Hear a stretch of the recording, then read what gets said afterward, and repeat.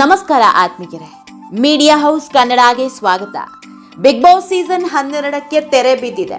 Winner ಯಾರು, runner ಯಾರು ಅನ್ನೋದು ಗೊತ್ತಾಗಿದೆ. ಗಿಲ್ಲಿ ಮೊದಲ ಸ್ಥಾನದಲ್ಲಿದ್ರೆ ರಕ್ಷಿತಾ 2ನೇ ಸ್ಥಾನದಲ್ಲಿದ್ದಾರೆ. ಇನ್ನು ಅಶ್ವಿನಿ ಗೌಡ 3ನೇ ಸ್ಥಾನಕ್ಕೆ ತೃಪ್ತಿ ಪಟ್ಕೊಂಡಿದ್ದಾರೆ. ಬಿಗ್ ಬಾಸ್ ಮುಗಿದು ಈಗಾಗಲೇ 4 ದಿನ ಆಗ್ತಾ ಬಂತು. ಆದ್ರೂ ಕೂಡ ಸೋಲು ಗೆಲುವಿನ ಕಿತ್ತಾಟ ನಿಲ್ಲಲಿಲ್ಲ. ಗಿಲ್ಲಿ ಮೇಲಿನ ವಾಗ್ಯುದ್ಧ ಕಡಿಮೆ ಆಗ್ತಾ ಇಲ್ಲ. ಬಿಗ್ ಬಾಸ್ ಮನೆಯಿಂದ ಹೊರ ಬಂದಿರೋ ಅಶ್ವಿನಿ ಗೌಡ ದೊಡ್ಡ ಆರೋಪಗಳನ್ನೇ ಮಾಡಿದ್ದಾರೆ. ನಿನ್ನೆವರೆಗೂ ಗಿಲ್ಲಿ ಮೇಲೆ ಬೇಸರ ವ್ಯಕ್ತಪಡಿಸ್ತಾ ಇದ್ದ ಅಶ್ವಿನಿ ಗೌಡ ಈಗ ಬಿಗ್ ಬಾಸ್ನ ವೋಟಿಂಗ್ ಬಗ್ಗೆ ಅನುಮಾನ ವ್ಯಕ್ತಪಡಿಸಿದ್ದಾರೆ. ಇಲ್ಲೇನೋ ಮೋಸ ಆಗಿದೆ, ನಾನೇ ಗೆಲ್ಲಬೇಕಿತ್ತು ಅಂತ ಬಿಗ್ ಬಾಸ್ ವಿರುದ್ಧವೇ ಫುಲ್ ಗರಂ ಆಗಿದ್ದಾರೆ. ಇದೆಲ್ಲದ್ರ ಬಗ್ಗೆ ಇವತ್ತಿನ ವಿಡಿಯೋದಲ್ಲಿ ಹೇಳ್ತಾ ಹೋಗ್ತೀವಿ. ಅದಕ್ಕೂ ಮೊದಲು ನೀವಿನ್ನೂ ನಮ್ಮ ಚಾನಲ್ನ ಸಬ್ಸ್ಕ್ರೈಬ್ ಮಾಡಿಲ್ಲ ಅಂದರೆ ಮಿಸ್ ಮಾಡಬೇಡಿ, ಈಗಲೇ ಸಬ್ಸ್ಕ್ರೈಬ್ ಮಾಡಿ. ಈ ವಿಡಿಯೋನ ಕೊನೆವರೆಗೂ ನೋಡಿ, ನಿಮ್ಮ ಅನಿಸಿಕೆಗಳನ್ನು ಕಾಮೆಂಟ್ ಮಾಡಿ.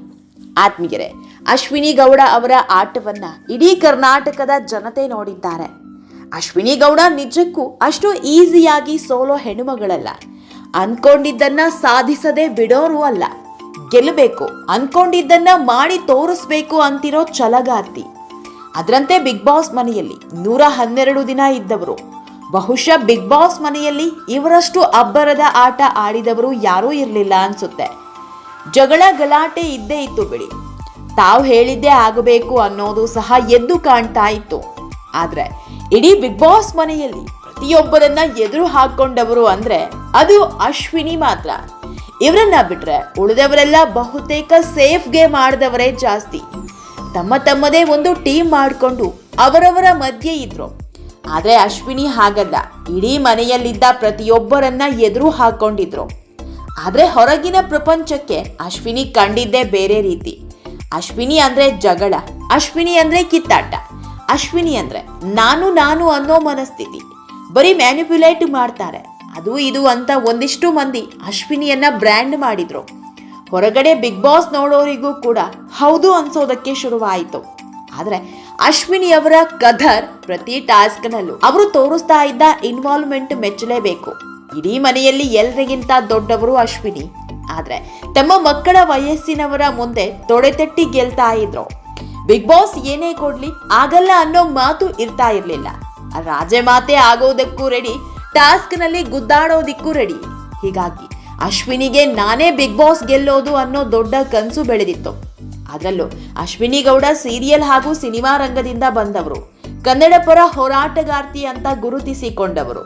ಬಿಗ್ ಬಾಸ್ಗೆ ಬರೋದಿಕ್ಕೂ ಮೊದಲು ಜನರಿಗೆ ಮುಖ ಪರಿಚಯ ಇದ್ದವರು. ಇದೇ ಕಾರಣಕ್ಕೆ ಬಿಗ್ ಬಾಸ್ ಗೆದ್ದೇ ಗೆಲ್ತೀನಿ ಅನ್ನೋ ಹೋಪ್ನಲ್ಲಿ ಇದ್ರು. ಕೊನೆ ಪಕ್ಷ ರನ್ನರ್ ಅಪ್ ಆದ್ರೂ ಹಾಗೆ ಆಗ್ತೀನಿ ಅನ್ನೋ ವಿಶ್ವಾಸದಲ್ಲಿದ್ರು. ಆದ್ರೆ ಆಗಿದ್ದೇ ಬೇರೆ. ಬಿಗ್ ಬಾಸ್ ಫಿನಾಲೆ ನಡೆಯೋ ಹಿಂದಿನ ದಿನ ಟಾಪ್ ಸ್ಥಾನದಲ್ಲಿರೋ ಸ್ಪರ್ಧಿಗೆ 37 ಕೋಟಿ ವೋಟಿಂಗ್ಸ್ ಬಂದಿದೆ ಅಂತ ಮಾಹಿತಿ ನೀಡಿದ್ರು. ಆದ್ರೆ ಫಿನಾಲೆ ದಿನ ಇದ್ಯಾವುದನ್ನು ಹೇಳಲೇ ಇಲ್ಲ. ಫಿನಾಲೆ ದಿನ 3 ಸ್ಪರ್ಧಿಗಳು ಟಾಪ್ 3 ಸ್ಥಾನದಲ್ಲಿ ನಿಂತಿದ್ರು.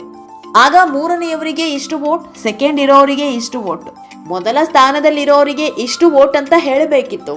ಆದ್ರೆ ಫಿನಾಲೆ ಟ್ರೋಫಿ ಗೆದ್ದ ಗಿಲ್ಲಿಗೂ ಎಷ್ಟು ವೋಟ್ ಬಂದಿದೆ ಅನ್ನೋದನ್ನ ಹೇಳಲಿಲ್ಲ. ಹೀಗಾಗಿ ಅಶ್ವಿನಿ ಅನುಮಾನ ವ್ಯಕ್ತಪಡಿಸೋದಕ್ಕೆ ಶುರು ಮಾಡಿದ್ದಾರೆ. ನಿಜ ಹೇಳಬೇಕು ಅಂದ್ರೆ ಅತಿ ಹೆಚ್ಚು ವೋಟ್ ಬಂದಿದ್ದೆ ನನಗೆ, ಆದ್ರೆ ಅದನ್ನ ಕೊನೆ ದಿನ ರಿವೀಲ್ ಮಾಡಲಿಲ್ಲ. ಒಂದು ವೇಳೆ ರಿವೀಲ್ ಮಾಡಿದ್ರೆ ನಾನೇ ಗೆಲ್ತಾ ಇದೆ ಅಂತ ಆರೋಪ ಮಾಡಿದ್ದಾರೆ. ಈ ಮೂಲಕ ಬಿಗ್ ಬಾಸ್ ಮೋಸ ಮಾಡಿದೆ ಅಂತಾನೂ ಪರೋಕ್ಷವಾಗಿ ಅಸಮಾಧಾನ ವ್ಯಕ್ತಪಡಿಸಿದ್ದಾರೆ. ಬಿಗ್ ಬಾಸ್ ಮುಗಿದ ದಿನದಿಂದಲೂ ಅಶ್ವಿನಿ ಗೌಡ ಸಿಕ್ಕಾಪಟ್ಟೆ ಸಿಟ್ಟಾಗಿದ್ದಾರೆ.